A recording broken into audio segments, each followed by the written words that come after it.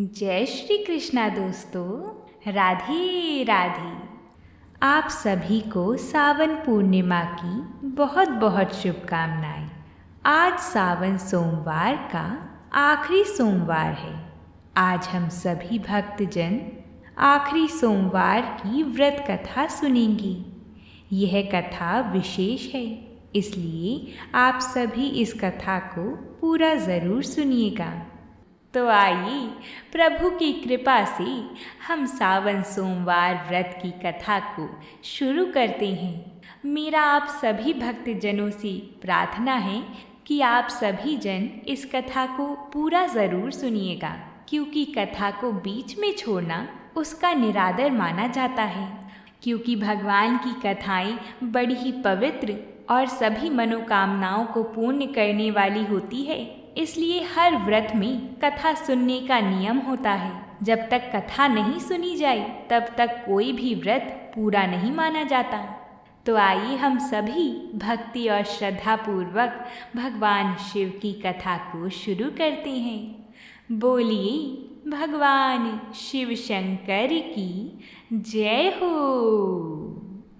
प्राचीन समय में एक बहुत धनवान साहूकार था, जिसके घर में धन आदि की किसी भी प्रकार की कमी नहीं थी। परंतु उसको एक दुख था कि उसके कोई पुत्र नहीं था। वह इसी चिंता में रात दिन दुखी रहता था। वह पुत्र की कामना के लिए प्रति सोमवार को शिव जी का व्रत करता और पूजन किया करता था, तथा शाम काल में शिव मंदिर में जाकर शिव जी के श्री विग्रह के सामने दीपक जलाया करता था। उसके इस भक्ति भाव को देखकर एक समय माता पार्वती जी ने शिव जी महाराज से पूछा कि महाराज, यह साहूकार आपका अनन्य भक्त है और सदैव ही आपका व्रत और पूजन बड़ी श्रद्धा भाव से करता है। इसकी मनोकामना पूर्ण करनी ही चाहिए। शिव जी ने कहा, हे पार्वती, यह संसार कर्म क्षेत्र है। जैसा किसान खेत में जैसा बीज बोता है वैसा ही फल काटता है, उसी तरह इस संसार में प्राणी जैसा कर्म करते हैं वैसा ही फल भोगते हैं। पार्वती जी ने अत्यंत आग्रह से कहा कि महाराज, जब यह आपका अनन्य भक्त है और इसको अगर किसी प्रकार का दुख है तो उसको अवश्य दूर करना चाहिए, क्योंकि आप सदैव अपने भक्तों पर दयालु होते हैं और उनके दुखों को दूर करते हैं। यदि आप ऐसा नहीं करेंगी तो मनुष्य आपकी सेवा तथा व्रत श्रद्धा पूर्वक नहीं कर पाएंगे। पार्वती जी का ऐसा आग्रह देखकर भगवान शिव कहने लगे, हे पार्वती, इसके कोई पुत्र नहीं है। उसी चिंता में यह अति दुखी रहता है। इसके भाग्य में पुत्र ना होने पर भी मैं इसको पुत्र की प्राप्ति का वर देता हूँ, परंतु यह पुत्र केवल 12 वर्ष तक ही जीवित रहेगा। इसके पश्चात वह मृत्यु को प्राप्त हो जाएगा। इससे अधिक और कुछ मैं इसके लिए नहीं कर सकता। यह बात जब साहूकार को पता चली तो उसे ना ही प्रसन्नता हुई और ना ही दुख हुआ। वह पहले जैसे ही शिव जी महाराज का व्रत और पूजन करता रहा। कुछ काल व्यतीत हो जाने पर साहूकार की स्त्री गर्भवती हुई और 10वें महीने में उसके गर्भ से एक अति सुंदर पुत्र की प्राप्ति हुई।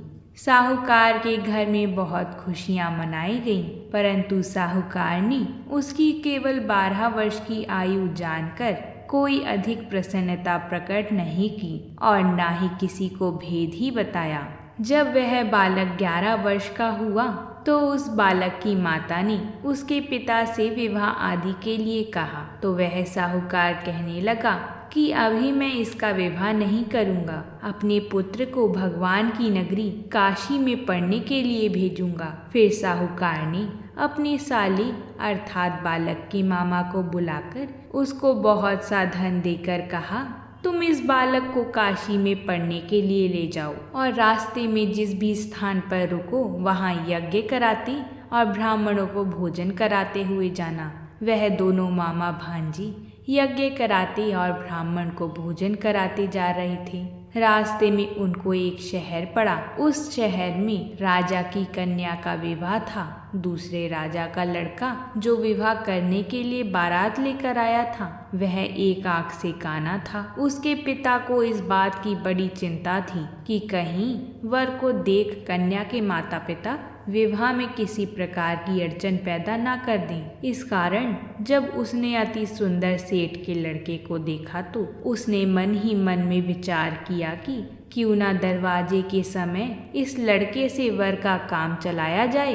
ऐसा विचार करके वर के पिता ने उस लड़के और मामा से बात की तो लड़के का मामा राजी हो गया। फिर उस लड़के को वर के कपड़े पहना तथा घोड़ी पर चढ़ा दरवाजे पर ले गए और सभी कार्य प्रसन्नता से पूर्ण हो गए। फिर वर के पिता ने सोचा कि यदि विवाह कार्य भी इसी लड़के के साथ करा लिया जाए तो क्या बुराई है। ऐसा विचार कर लड़के और उसके मामा से कहा, यदि आप फेरों और कन्यादान के काम को भी करा दें तो आपकी बड़ी कृपा होगी। मैं इसके बदले में आपको बहुत सा धन दूंगा। तो उन्होंने स्वीकार कर लिया। विवाह कार्य भी बहुत अच्छी तरह प्रसन्नता पूर्वक हो गए। परंतु जिस समय लड़का जाने लगा तो उसने राजकुमारी के चुनरी के पल्ले पर लिख दिया कि तुम्हारा विवाह तो मेरे साथ हुआ है, परंतु जिस राजकुमार के साथ तुमको भेजा जाएगा वह एक आंख से काना है। मैं काशी पढ़ने जा रहा हूँ।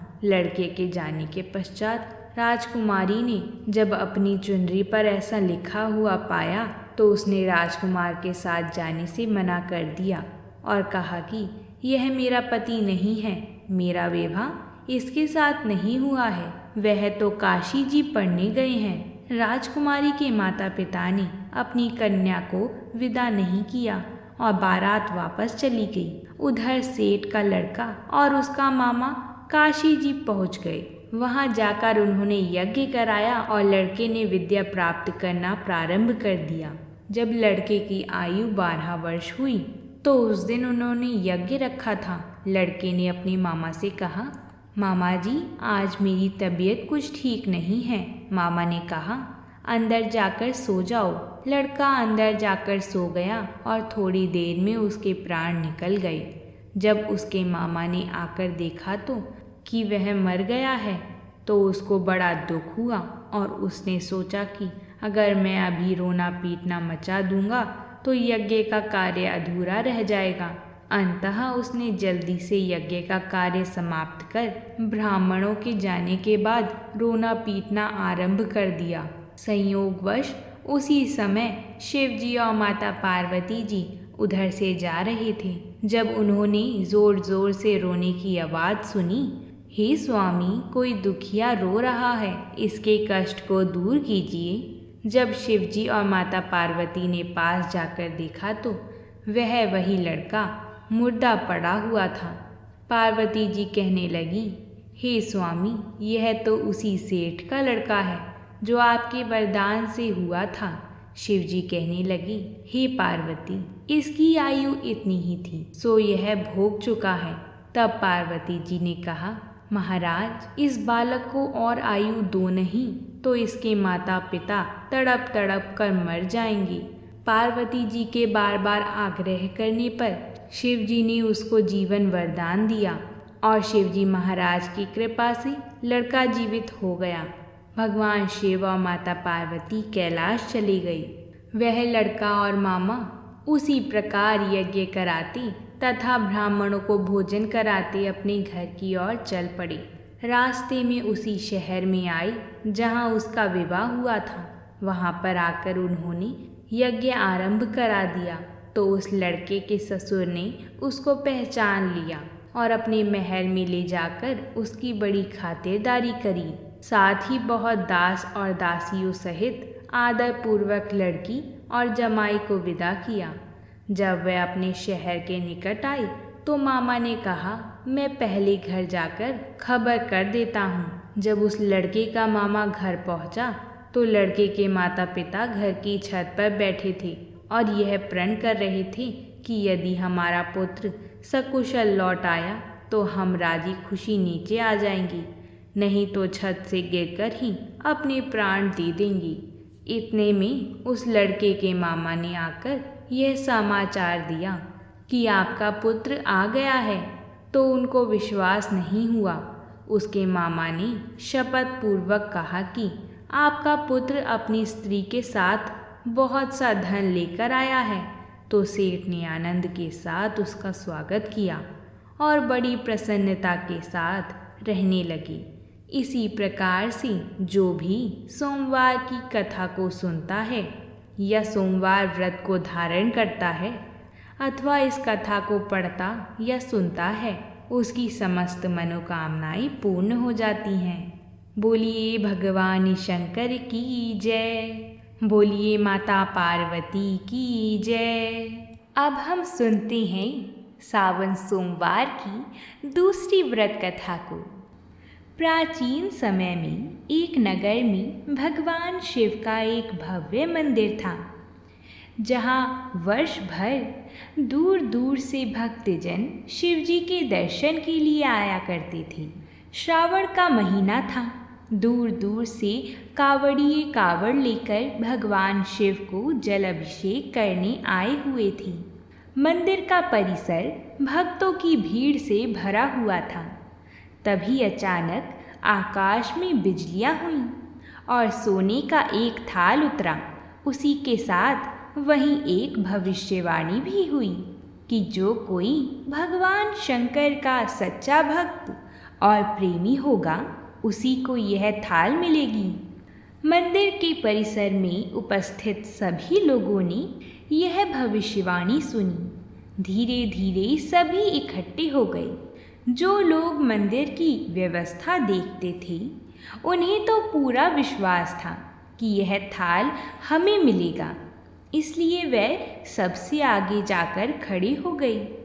सबसे पहले एक पंडित जी आए और वह बोले, देखिए, मैं प्रतिदिन महादेव जी का अभिषेक करता हूँ। अंततः मैं ही भोलेनाथ का सबसे बड़ा निकटवर्ती प्रेमी और भक्त हूँ, इसलिए यह थाल मुझे मिलना चाहिए।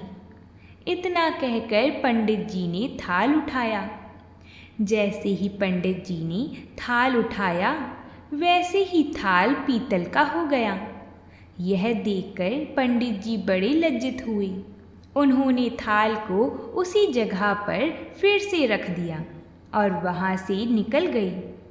इसी प्रकार वहाँ उपस्थित सभी पंडितों ने खुद को आजमाया, लेकिन शायद उनमें से कोई भी सच्चा भक्त नहीं था। उन्हें भी थाल को उसी स्थान पर रखकर जाना पड़ा। इसके बाद उस नगर के राजा का आगमन हुआ। राजा साहब आगे आई और बोले, मैंने महादेव के मंदिर में बड़ी भारी दान दक्षिणा दी है, इसलिए यह थाल मुझे मिलना चाहिए। इतना कहकर राजा साहब आगे बढ़े। जैसे ही राजा ने थाल उठाया, तभी वह थाल तांबे का हो गया। यह देखकर महाराज भी लज्जित हुए और थाल को उसके स्थान पर रखकर उससे दूर खड़े हो गए।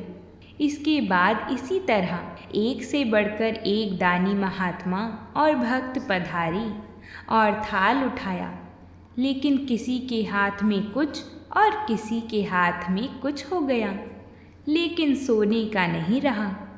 तब लोगों को पता चला कि हम में से कोई भी महादेव जी का सच्चा भक्त नहीं है। उसी समय उस मंदिर में एक किसान का आगमन होता है। वो बेचारा महीनों के बाद आज चतुर्मास के सोमवार के शुभ अवसर पर शिवजी के दर्शन करने को आया था। गरीबी और गृहस्थी के बोझ तले दबा दिन रात खेतों में मेहनत और मजदूरी करके अपना और अपने परिवार का गुजारा करता था। अभी रास्ते में आ ही रहा था कि कोई भिखारी उसे मिल गया और कुछ खाने को मांगने लगा। तभी इस किसान को दया आ गई। अपने खाने के लिए जो खाना उसने लाया था वो उस भिखारी को दे दिया। थाल के बारे में इसने भी सुना था, लेकिन इसने उस और कोई ध्यान नहीं दिया। सीधा वह मंदिर में गया और महादेव जी का पूजन करके बाहर आ गया। परिक्रमा करके जाने को हुआ, तभी पीछे से एक व्यक्ति बोला, भाई तुम भी थाल को उठाकर देख लो, हो सकता है तुम ही वह सच्चे भक्त हो जिसके लिए यह थाल आया है। किसान को लगा वह व्यक्ति उसका मजाक बना रहा है। किसान ने हंसते हुए कहा, भाई मैं तो कभी कोई पूजा पाठ भी नहीं करता, महीनों में एक आध बार ही मंदिर आ पाता हूँ, मैं काय का सच्चा भक्त। वह अजनबी बोला, भाई हम तो देख चुके हैं, हमारी भक्ति तो 2 कौड़ी की भी नहीं है। अब तुम भी अपना हाथ लगाकर देख लो, सोने का थाल मिले ना मिले, किंतु पता चल जाएगा कि तुम्हारी भक्ति में कितनी सच्चाई है। लोगों के बहुत आग्रह करने पर आखिरकार उस भोले भाले किसान ने जैसे ही उसने थाल को उठाया, लोगों के आश्चर्य का ठिकाना नहीं रहा। वह सोने का थाल रोशनी से चमचमाने लगा। यह देखकर सभी लोग उसकी जय जयकार लगाने लगे और पूछने लगे कि भाई तुम ही सच्चे भक्त हो, अब हमें भी बता दो कि कैसे भक्ति करते हो जिससे महादेव जी तुमसे इतने प्रसन्न हैं। इस पर किसान बोला, भाई मैं कोई भक्ति नहीं करता, मैं केवल दिन भर खेतों में काम करता हूँ और थोड़ा समय निकालकर ज़रूरतमंद लोगों की मदद करता हूँ। इसके अलावा मैं कोई विशेष कार्य नहीं करता। लोग पूछने लगे, तुम लोगों की मदद क्यों करते हो? तब हंसते हुए किसान बोला, सुकून, दूसरों के चेहरे पर मुस्कान देखकर मुझे जो आनंद और खुशी होती है उसे मैं शब्दों में बयां नहीं कर सकता। शायद यही कारण है कि महादेव जी मुझसे खुश हैं। इसलिए हमेशा याद रखें, सत्कर्म का आरंभ भी आनंद से होता है और अंत भी आनंददायक होता है। दुष्कर्म का आरंभ भी दुख से होता है और अंत भी दुखदायक होता है। आप सैकड़ों मील की यात्रा करके भी दूसरों का दिल दुखाते हैं तो आपकी वह तपस्या, साधना और महादेव जी का दर्शन धूल के बराबर हो जाता है। बोलिए भगवान शंकर की जय। अगर आप सभी को हमारी कथाएं पसंद आई हो तो वीडियो को लाइक ज़रूर कर लें, साथ ही कमेंट में हर हर महादेव लिखकर ज़रूर भेजें। और ऐसी ही कथाएं आपको रोज़ सुनने को मिलें तो हमारे चैनल को सब्सक्राइब भी ज़रूर कर लें ताकि आपको हमारी सभी कथाएं समय अनुसार मिल जाएं। तो अब हम आपसे कल मिलते हैं, तब तक के लिए प्रेम से बोलिए हर हर महादेव।